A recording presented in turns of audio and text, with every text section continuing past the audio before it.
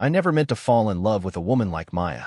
Not because she was particularly dangerous or deceptive, at least, not at first, but because she was too perfect in the ways that matter when you're young and dumb enough to think passion can patch every crack in a foundation.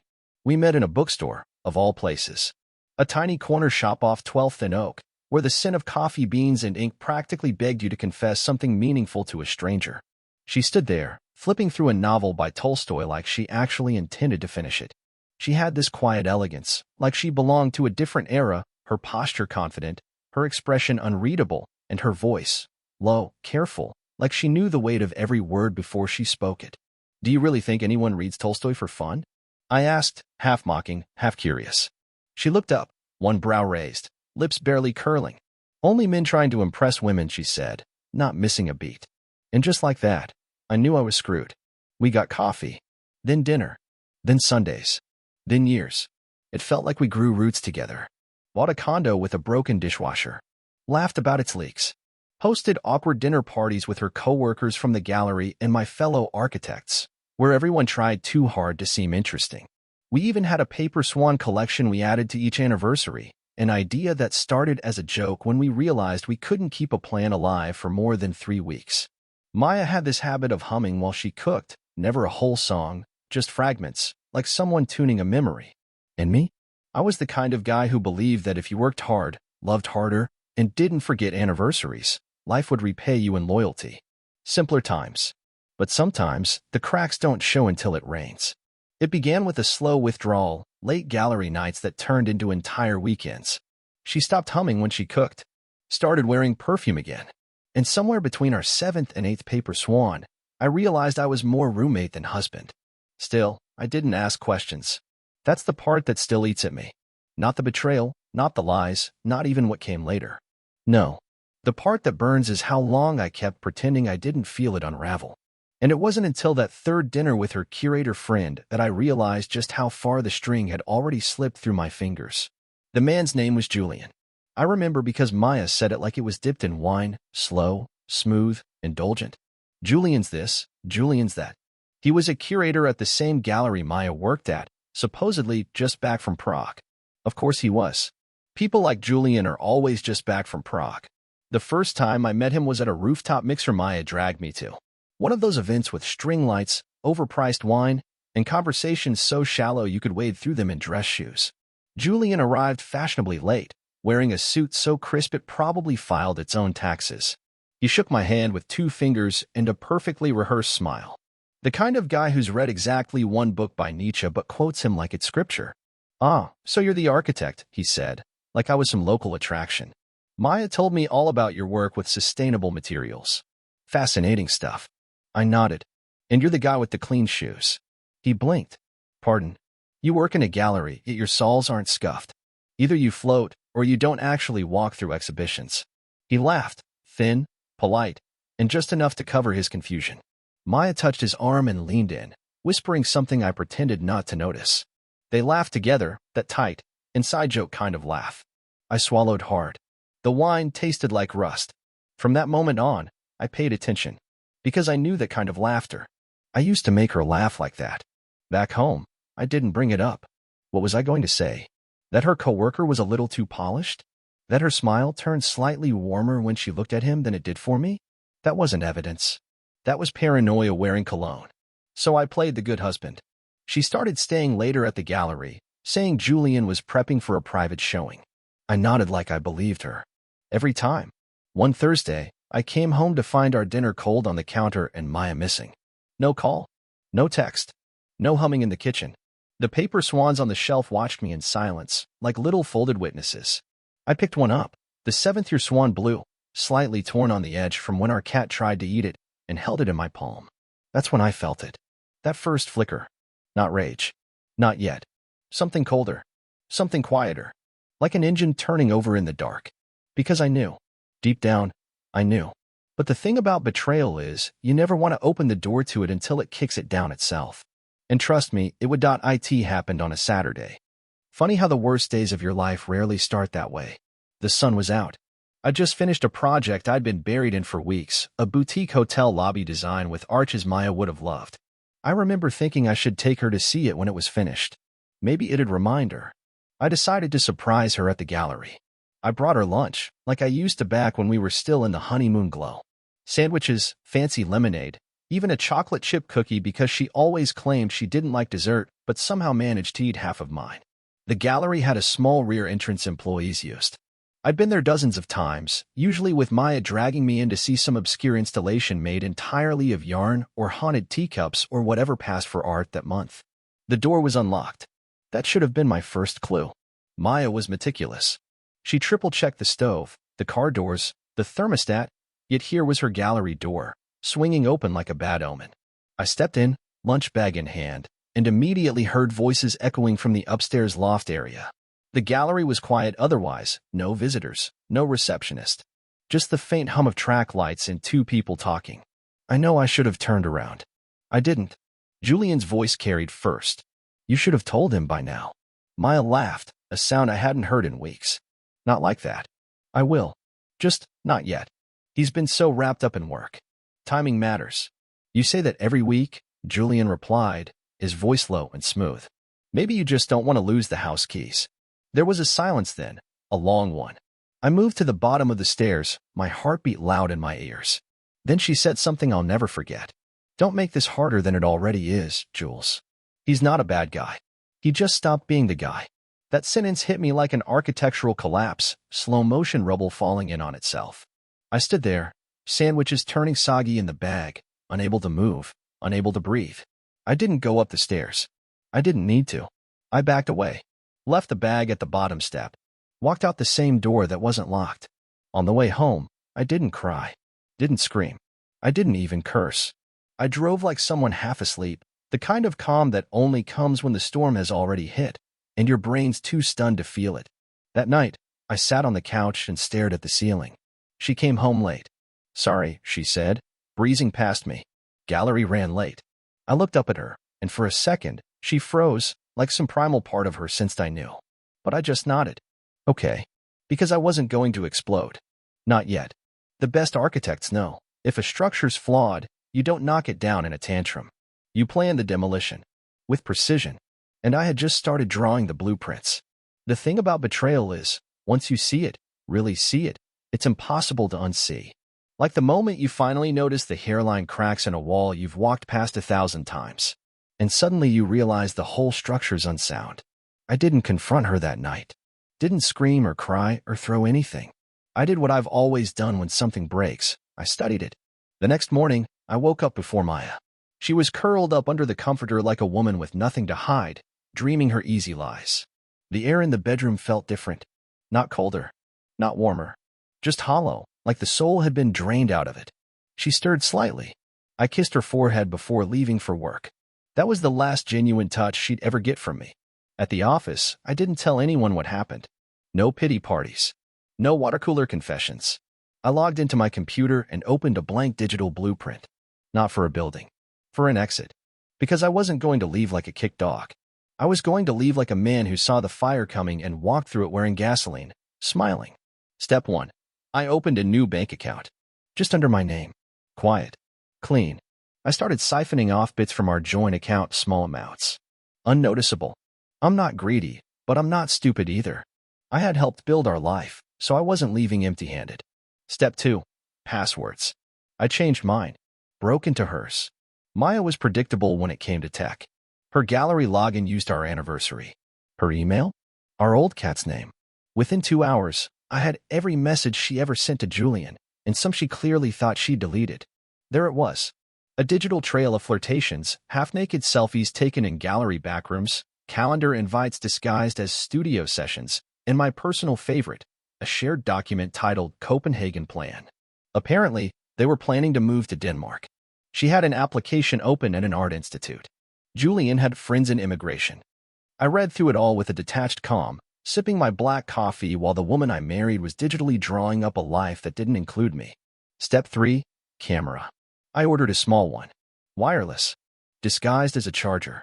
Placed it in the corner of our living room, aimed at the front door and the sofa. I didn't care what they were doing behind closed doors. I just wanted proof he was there. Proof she thought I was stupid enough not to notice the perfume that didn't belong to either of us or the wine glass that was always for a friend who stopped by. Step 4. Act normal. That was the hardest part. I had to keep playing the role. Husband. Supportive. Just distracted enough to make her feel safe. I complimented her cooking again. Brought her flowers. Told her she looked beautiful one night just to watch guilt flash across her face and vanish just as quickly. She started texting Julian less during the day, probably out of suspicion. But by then, it didn't matter. I had screenshots of it all. Audio clips. A printed timeline. I called it the exhibit. Step 5? The most important one. Build allies. We didn't have many mutual friends, but I knew who would talk. I called Maya's sister, Lena. She always liked me better than Maya anyway. I didn't give her all the details, just enough to plant the seed. She's been different lately, I said over the phone. I think something's going on. Lena sighed. You're not the first person to say that. That's all I needed. I wasn't trying to start drama, I was prepping the foundation. Because when this went down, I wanted the crowd already leaning in my direction. And finally, step 6, the gift. Our anniversary was coming up. 8 years. According to tradition, the 8th anniversary is bronze. Durable. Timeless. Resilient. I bought her a small bronze figurine of a swan, elegant and precise. Custom-made. Hollow inside. Inside, I placed a note. Just 4 words. You always hum when you lie. Wrapped it, tagged it, and set it on her side of the dresser. The night before the big reveal, I made her favorite dinner, lemon chicken, roasted potatoes, and that ridiculous kale salad she always pretended to love. We ate in silence. She smiled. I smiled back. There was something theatrical about it, like we were actors in a play neither of us wanted to admit was closing. She reached for the wine. You're being sweet lately, she said. Everything okay? Yeah, I said, sipping my glass. I've just been thinking a lot about the future.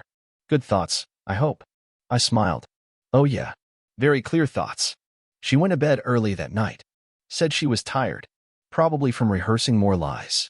I stayed up late, printed my final documents, put everything into a neat binder labeled Exhibit A, Maya and Julian, and slipped it into a drawer in my office. Not because I was going to confront her. Not yet. No, I was going to show her. But not with shouting. Not with tears. And definitely not with fists. I was going to wait until her guard was completely down. When she thought she'd won. When she was floating on the high of deception and the illusion of freedom. Because the best revenge is the one that arrives after they've laughed. The next 3 days were quiet. Too quiet. The kind of silence that lets your own thoughts echo so loud you start wondering if you're going mad or if you're just finally waking up. Maya seemed lighter. Happier. More herself. She smiled more. Wore lipstick on Tuesdays. Started humming again in the mornings as she made coffee. That part hurt the most. The humming. She always used to hum when she was happy. I used to think it was the sound of love. Turns out it was just the soundtrack to her lies. It's funny how you can share a bed with someone, memorize their freckles, their favorite wine, the way they like their toast just a little too burnt, and still miss the moment they decide to leave you while staying. She hadn't packed bags. She hadn't said the words. But in all the ways that mattered, she was already gone. And I was fine with that, because I wasn't planning to chase her. I was planning to let her fall, gracefully, publicly, and in her favorite dress. Now, remember that camera I set up? The little black charger on the bookshelf? Yeah, that came in handy. One Thursday afternoon, I watched the footage like a bored security guard at a department store. Hours of nothing. Then, there it was. Julian. Slick as ever. Wearing a blazer indoors like he was starring in a cologne ad. He didn't knock. He just walked in with a spare key, my spare key. I paused the video. Rewound. Maya had given it to him 2 days earlier. She thought I was in the shower. I wasn't. I just learned to move quietly when Betrayal was sleeping in the next room. The footage didn't show anything graphic. I wouldn't have watched if it did. But it showed enough. Him dropping his coat on the couch. Her laughing as she handed him a glass of wine. Her tucking her legs under her as she curled up next to him. Comfortable. Too comfortable. They kissed once. Brief. Casual. Like they'd been doing it forever. I watched it all with a face like concrete. Then I clicked download. And burned it to a flash drive shaped like a little golden swan. I mailed it to the gallery. No return address. Just a sticky note. Private performance, limited showing. Step 1 of the plan? Set fire to the bridges she didn't know she'd need later. Step 2? Our anniversary party. Maya had suggested it herself. Just something small, she said. Wine, Cheese, a few close friends. Translation: let's throw one last performance before I vanish with Julian and blame you for everything. I agreed, of course. Oh, that sounds lovely, I told her. Let's make it memorable. We invited 10 people, 5 couples we barely saw anymore. Maya made charcuterie boards shaped like stars. I uncorked wine like a man celebrating his last night on Earth. Everything looked beautiful. That night, the house glowed. Candles. Laughter. The kind of warmth that makes you think maybe things are okay after all, even though they're not. Maya wore that red dress I bought her years ago, the one she said made her feel undeniably seen. She wore it for Julian. I knew that now, but that didn't matter, because by the end of the night, everyone else would be seeing her. I waited until the second bottle of wine was half gone. The laughter had peaked. People were relaxed. Phones away. Defenses down. And then I cleared my throat. Everyone, I said, clinking my glass gently. Can I say a few words? Maya smiled. Touched my arm. Oh, Logan, you don't have to. But I did. I absolutely did. I just wanted to thank you all for being here tonight. I began. 8 years is a long time. That's almost a decade of love, growth, and trust. Or so I thought. A few polite chuckles. Maya's hand froze on my sleeve. I didn't look at her. I looked at the people who'd come to smile and sip wine and pretend they knew us. And since you're all such dear friends, I said, I figured you should be the first to hear the news. Now there was silence. Maya's smile faltered. Logan. I finally turned to her. Not angry. Not sad. Just tired. I know, I said. And her eyes went wide. I know about Julian. I know about the emails. The meetings. The Copenhagen plan. I know it all. Someone gasped. I reached into the drawer beneath the buffet table and pulled out a folder. Slim. Neat. Titled, Exhibit A. I placed it on the table like a severed head. No need to deny anything. I've seen the footage. Read the messages. I even printed a few. There's a timeline in there, in case anyone's curious. Julian, of course, wasn't at the party. Smart move. Or maybe cowardice. Didn't matter. I wasn't done. Maya, I said, still calm. I want you to know I'm not mad. She blinked, stunned, probably hoping I'd scream or cry. That would have made this easier on her, given her something to twist the narrative with. But I am done, I continued. With the lies. With the pretending. With you. Someone whispered, Jesus. And just to be crystal clear, this is not a scene. This is a finale. I turned to the crowd, raised my glass. To truth, I said, and to everyone who finally sees it. Then I downed my wine, set the glass on the counter, and walked to the door. I didn't slam it. Didn't say goodbye. I left her there, holding a smile she couldn't wear anymore. And behind me, only silence. I slept in a hotel that night. Nothing fancy. Just a roadside inn with sheets too white and pillows that smelled faintly of bleach and anonymous decisions. The kind of place you go when you're halfway between a life you're done with and one you haven't quite figured out yet. I didn't cry. I didn't drink. I just stared at the ceiling for hours, listening to the hum of the mini fridge and the occasional rattle of someone else's regret through the paper-thin walls. In the morning, I made coffee that tasted like cardboard in silence. Then I checked my phone. 17 missed calls. 10 were from Maya. 3 were from her sister Lena. 2 from blocked numbers. The last 2? 1 from our mortgage broker and 1 from Julian. Of all people. Julian had the gall to leave a voicemail. Logan, I think it's time we talked. Man to man. Man to man. That phrase hit me harder than I expected. You don't sleep with another man's wife and then ask to speak man to man. That's not courage. That's theater. That's dressing cowardice up in a blazer and calling it resolution. I deleted it. Then I checked the video file, again. Still there. Still clear. Julian on my couch. Maya's laughter. Her hand on his knee. Proof. Evidence. Closure. Call it whatever you want. It wasn't revenge anymore. It was reality. By noon, I was standing in front of our house, or what used to be our house. The door still had the wreath she bought last fall. Autumn vibes, it said in cursive. Ironic, really. That wreath had lasted longer than the version of our marriage she kept pretending was still intact. I used my key. She was waiting inside, sitting cross-legged on the couch like someone ready for a therapist appointment she didn't schedule. You blew up our lives, she said, without looking at me. No, I replied calmly. You just forgot the fuse. I lit it. She stood up. I watched her struggle with her next sentence, like she was trying to figure out which script would work best on me. I didn't want it to go down like that, she said finally. I know, I said, dropping my keys on the table. You wanted to keep me soft and silent until you could walk away clean. Julian didn't know I was married when we met. I laughed. A short, sharp sound that felt like breaking glass. Maya, he met me. In our kitchen. He complimented the backsplash I installed with my bare hands. He shook my hand. She folded her arms. You weren't present anymore. You were always working. You'd come home tired, distracted, and I felt alone. I nodded slowly. There it is. There what is. The part where you shift the weight. Make this about my absence, not your betrayal. Neat little trick. She walked over to the counter, picked up a mug she clearly hadn't touched. What do you want, Logan? I already took what I wanted, I said. The truth.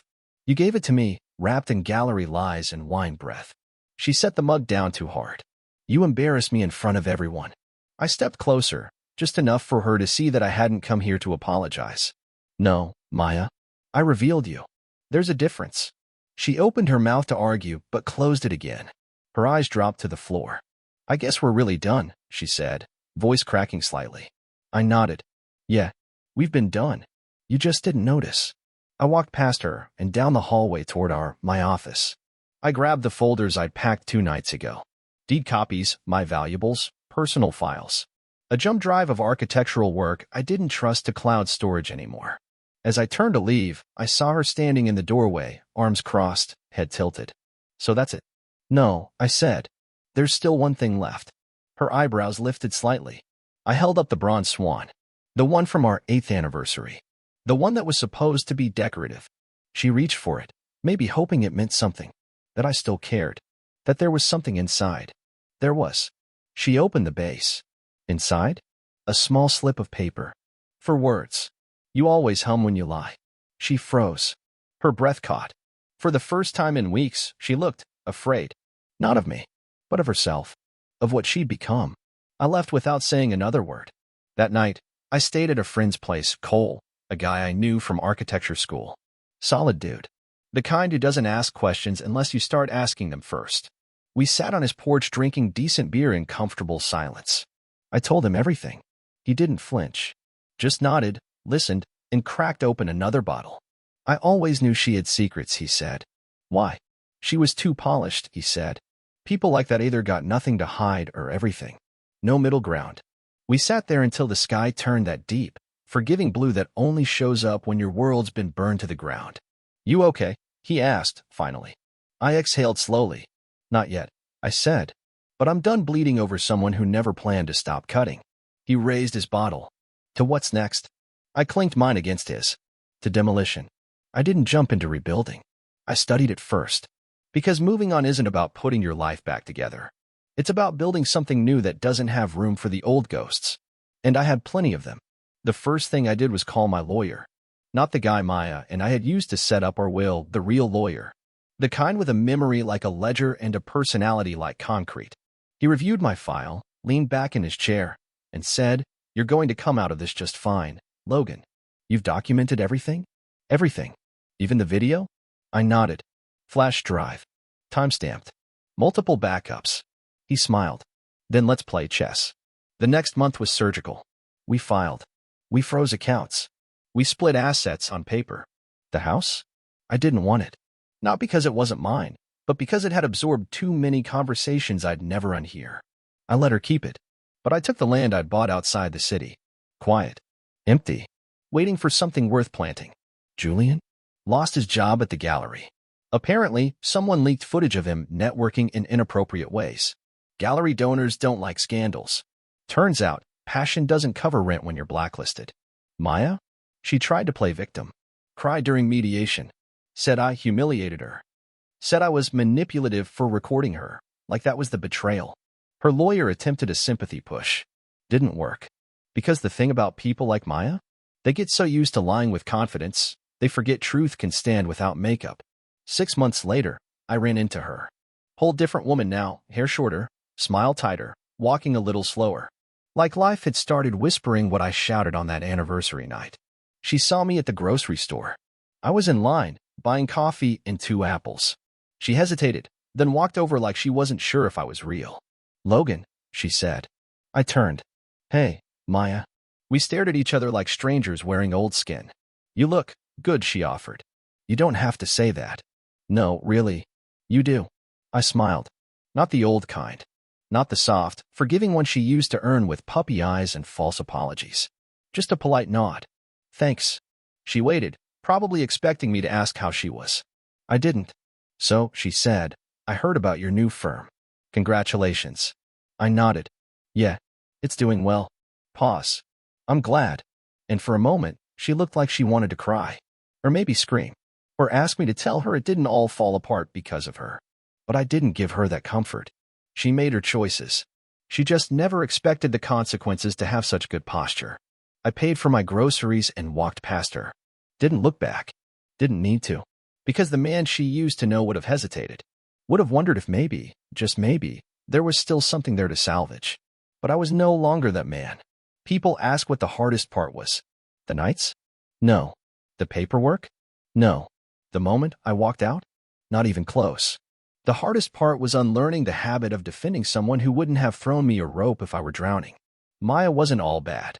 That's the catch. The hardest betrayals don't come from villains.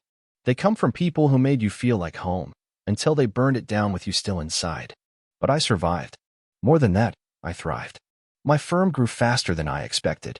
I designed a small retreat cabin out on that land I kept sleek, simple, elegant. No unnecessary rooms. No echoes. Sometimes I'd sit on the porch with a bourbon and look at the stars and wonder how many lies start with, I didn't mean to. Probably all of them. And when the memories came back, her laugh, her perfume, the way she used to tuck her hair behind her ear when she was nervous, I didn't shove them away. I let them come. Because they didn't hurt anymore. They were just reminders of how far I'd come since being disposable. People think revenge is loud. That it ends in sirens or slammed doors or some dramatic monologue where the villain finally sees their error and begs for forgiveness. But the truth? The cruelest revenge is not needing revenge at all. It's letting them see you, really see you, after they assumed you'd be broken forever. It's walking past them in a grocery store with a clear conscience and clean hands. It's succeeding in the life they thought you'd never build without them. It's waking up with peace and going to bed without bitterness. It's living, fully, without them. Maya never saw the real damage she caused. She only saw what she lost. Me. The man who would have gone to war for her, but instead went to work on himself. And when people ask how I got through it, I tell them the truth. I didn't survive because I'm stronger than most. I survived because I knew when to stop rebuilding the same broken bridge. And when to set the whole thing on fire. With a smile.